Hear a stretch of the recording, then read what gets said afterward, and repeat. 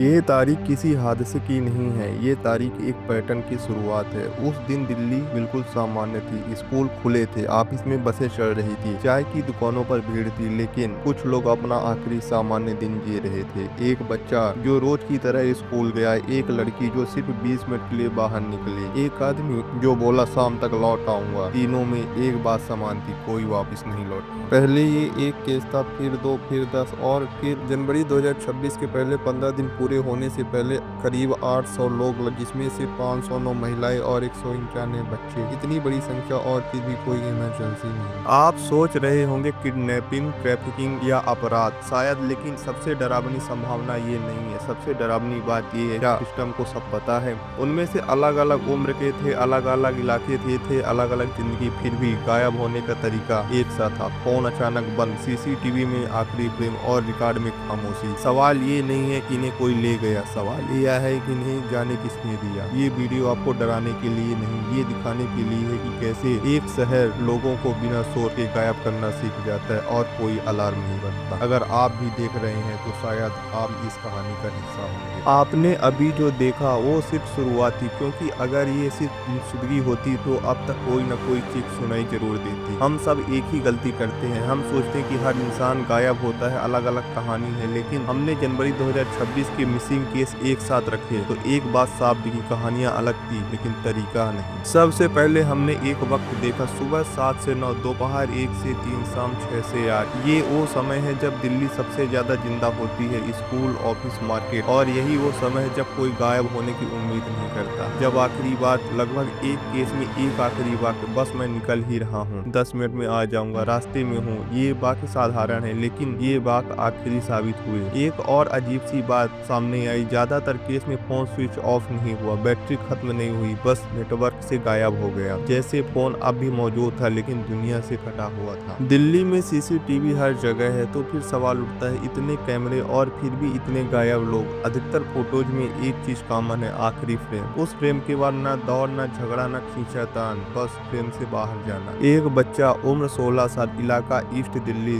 दूरी घर से 600 मीटर। माँ ने कहा वो दूध लेने गया था। सीसीटीवी में दिखता है, लड़का चलता है, रुकता है, पीछे मुड़कर देखता है और फिर सीधे कैमरे के ब्लाइंड स्पॉट में चला जाता है। ब्लाइंड स्पॉट सिर्फ 2 सेकंड का था, लेकिन वही पूरी जिंदगी बदल गया। कहीं एफआईआर में एक लाइन बार बार मिलती है, कोई जबरदस्ती नहीं, कोई चिल्लाहट नहीं, कोई गवाह नहीं, जैसे सामने वाला डरा ही नहीं। अगर ये कोई अपहरण है तो डर क्यों नहीं, अगर ये अपनी मर्जी है तो सब एक जैसा क्यों, और अगर ये सब संयोग है तो संयोग इतना सटीक कैसे। लेकिन असली झटका तब लगा जब कुछ लोग गायब होने के बाद वापस आ गए और उनके परिवार ने एक बात कही, वो पहले जैसे नहीं रहे। कुछ लोग वापस आ गए, कोई 3 दिन बाद, कोई 2 हफ्ते बाद, कोई महीनों बाद, पर जब वो लौटे किसी ने साहस की सांस नहीं ली। परिवार कहते हैं वो ज्यादा बोलते नहीं, आंखों में सीधा नहीं देखते, रात में अचानक जाग जाती हैं। वो वही इंसान थे जो पहले जैसे नहीं रहे। अलग अलग उम्र, अलग इलाका, अलग जिंदगी, फिर भी सबने पूछा गया कहाँ थे। जवाब अजीब तरह से एक जैसे थे, कुछ याद नहीं, बस चला गया था। ठीक हो, सवाल मत पूछो। ये जवाब अधूरे नहीं थे, ये टाले गए जवाब।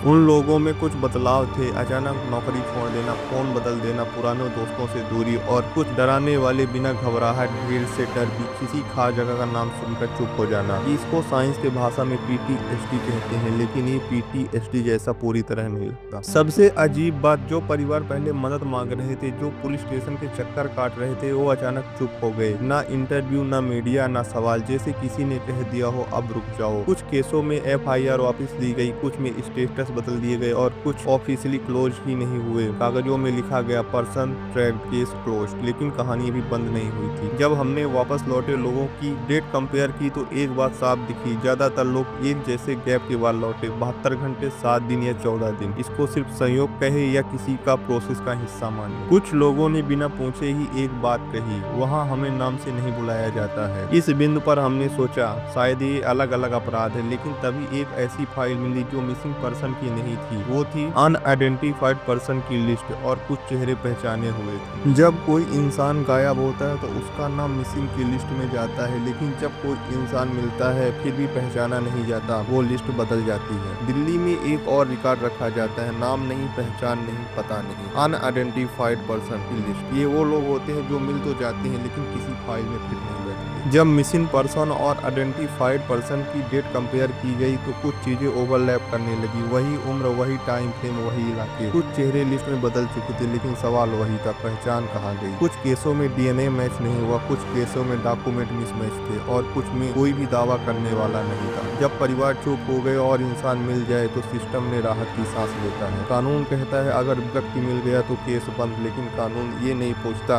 वो व्यक्ति पहले जैसा है या नहीं। यहीं से सच्चाई फाइलों में दफन हो जाती है। सबसे ज्यादा गायब होने वाले लोग माइग्रेंट, बेसहारा, बिना स्थायी पते वाले लोग हैं जिनका कोई परमानेंट रिकॉर्ड नहीं है। तो जब ये गायब होते हैं तो जैसे कभी थे ही नहीं। अगर कोई व्यक्ति गायब होता है फिर मिलता है लेकिन उसकी पहचान बदल जाती है तो क्या वो वही इंसान है? क्योंकि कोई एक आरोपी नहीं, कोई एक जगह नहीं, कोई एक सबूत नहीं, ये अपराध जैसा दिखता भी नहीं। इस बिंदु पर एक सवाल बचता है, अगर कुछ लोग वापस आ गए तो जो अब तक नहीं मिले वो किस लिस्ट में होंगे? कुछ केस कभी ऑफिशियली क्लोज नहीं होते लेकिन कभी एक्टिव भी नहीं रहते। ये वो केस होते हैं जहाँ कमरे वैसे की वैसे हैं, कपड़े वैसे हैं, जूते दरवाजे के पास हैं और इंतजार सालों पुराना है। दिल्ली में हजारों परिवार ऐसे हैं जो ना तो शोक मना पाए ना उम्मीद छोड़ पाए। एक माँ अगर मर गया होता तो रो लेती, लेकिन जब कोई गायब हो जाता है तो दुख भी लटका रहता है। कुछ लोग ना भागे ना मिले, सीसीटीवी में दिखे, फोन आखिरी बार एक्टिव फिर नथिंग। कोई बॉडी नहीं, कोई सुराग नहीं, जैसे जमीन निकल गई। कई परिवार आगे नहीं बढ़ते क्योंकि उनको धमकी, बदनामी का डर, पुलिस का रवैया, और कुछ लोग लड़ नहीं पाते और सिस्टम इसी चुप्पी पर चलता है। हर लापता व्यक्ति पीड़ित नहीं होता, कुछ लोग जानबूझकर गायब किए जाते हैं क्योंकि उनका होना किसी के लिए खतरा था। कोई नाम नहीं, कोई आरोप नहीं, सिर्फ सवाल। ये स्टोरी प्राइम टाइम पर नहीं आती क्योंकि ना कोई ड्रामेटिक एंडिंग नहीं, कोई हीरो नहीं, ना कोई विलन। ये खबरें टीआरपी नहीं बनाती, ये बस जिम्मेदारी बनाती। दिल्ली लोगों को निगल नहीं रही, दिल्ली लोगों को भूल रही है और भुला दिया जाना मरने से भी खतरनाक होता है। पुलिस अपने स्तर पर तमाम प्रयास कर रही है लेकिन आप सबको भी जागरूक रहने की आवश्यकता है। अगर आपको लगता है कि आपकी यात्रा किसी प्रकार के आइसोलेशन से है, आप किसी अनसेफ जगह पर हैं, अनसेफ ट्रैवल कर रहे हैं, तो अपनी सुरक्षा को लेकर आप चौकन्ने रहें। निश्चित ही देश के अंदर ऐसे समाज कंटक उपलब्ध हैं जो देश की सुरक्षा, देश की साख को और अपनी जान को नुकसान पहुंचाने के लिए तत्पर रहते हैं। इसीलिए आपको हमेशा अगर कोई इमरजेंसी हो तो 100 या 112 पर वुमेन हेल्पलाइन नंबर 1091 पर आप कॉल कर सकते हैं। अपनी सुरक्षा आपके हाथों पर है। अगर वीडियो पसंद आए तो चैनल को लाइक, शेयर और सब्सक्राइब करना मत भूलिए।